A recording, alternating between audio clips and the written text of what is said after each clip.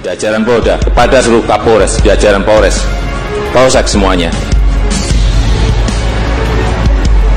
Kejar mereka, tangkap mereka, hajar mereka, hantam mereka. Kalau undang-undang memperbolehkan, dor mereka. Top 6 bulan kerja, Satgas BLBI sukses sikat anak cendana hingga keluarga Bakri. Amankan. Ditulis oleh Niha Alif. Bukan Jokowi namanya kalau tak memiliki nyali menghadapi para maling negara. Setelah membereskan kontrak dengan beberapa perusahaan asing hingga menyita aset ex Orde Baru, ini giliran pengemplang BLBI diburu. Awal April beliau tancap gas membentuk Satgas BLBI yang terdiri dari Menko Polhukam, Menko Perekonomian, Menko Marves, Menkeu, Menkumham, Jaksa Agung, dan lainnya. Akhirnya para pengemplang BLBI yang tak tersentuh di era SBY harus bertekuk lutut di hadapan hukum negara. Dari pemanggilan 22 obligor atau debitur yang tersangkut kasus BLBI, negara berhasil mengamankan uang dari 2 akun perbankan senilai 110 miliar lebih dan 5,2 juta hektar lahan. Memang nilai tersebut masih jauh dari target 48 obligor dengan total 111 triliun. Tapi setidaknya kita bisa melihat nyali pemerintah yang begitu besar dalam mengusut kasus lama yang melibatkan mafia kakap. Berkaca dari kasus Jiwasraya, memang kejaksaan berhasil mengamankan aset yang katanya triliunan. Tapi mereka tak berkutik memanggil Bakri dan nama besar lain seperti Erik dan Sandiaga. Berita pemanggilan anak cendana sendiri seperti diberitakan beberapa media mainstream seperti dilansir dari katadata.com, Satuan Tugas Hak Tagih Negara atas Dana Bantuan Likuiditas Bank Indonesia atau BLBI melaporkan sudah memanggil 19 obligor atau debitur untuk menagih utang sisa krisis moneter 1998. Sebanyak 17 obligor atau debitur sudah memenuhi panggilan. 2 di antaranya adalah anak mantan Presiden Soeharto, yakni Hutomo Mandala Putra alias Tommy Soeharto dan Siti Herbianti Rukmana alias Tutut Soeharto.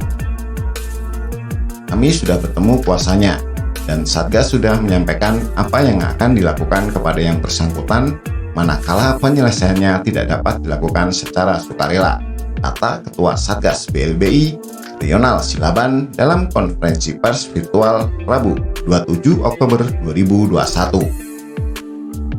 Meski demikian, Rio tidak menjelaskan rinci hasil pertemuan tersebut. Nama Tommy muncul dalam daftar nama debitur BLBI setelah Satgas mengumumkan pemanggilan melalui pengumuman koran akhir Agustus lalu. Pemanggilan anak bungsu mantan Presiden Soeharto ini dilakukan untuk menyelesaikan hak tagih dana BLBI sebesar 2,61 triliun rupiah. Utang ini ditujukan untuk menyelamatkan produsen mobil merek Timor, yaitu PT Timor Putra Nasional atau TPN. Sementara keterkaitan Tutut Soeharto dalam utang BLBI melalui 3 perusahaan. Pertama, utang senilai 191,61 miliar rupiah melalui PT Citra Mataram Satria Marga. Perusahaan tersebut diketahui telah mengurus piutangnya kepada Panitia Urusan Piutang Negara cabang DKI Jakarta. Kendati demikian, perseroan belum mengangsur utang tersebut. Terakhir kali baru berupa laporan pemberitahuan surat paksa.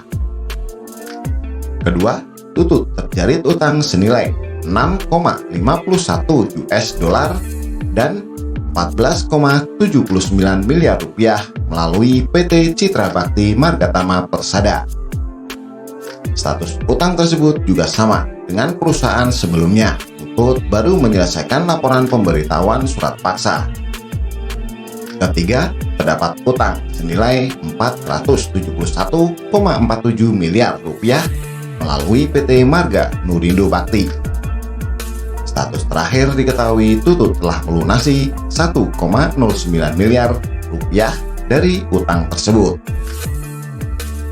Mengutip Tempo, Tutut diketahui masuk dalam daftar debitur prioritas.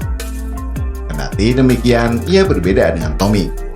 Pemerintah tidak melakukan pemanggilan terbuka melalui koran. Menteri Keuangan Sri Mulyani sebelumnya menjelaskan, pemanggilan terbuka melalui koran dilakukan kepada obligor atau debitur yang sudah mangkir dari panggilan 3 kali. Meski demikian, pemerintah masih akan terus mengejar utang mereka. CNBC Indonesia telah merangkum deretan nama yang sudah dipanggil oleh Satgas BLBI melalui media pengumuman di surat kabar media nasional. Berikut 16 rincian nama dan jumlah utang yang harus dibayar negara.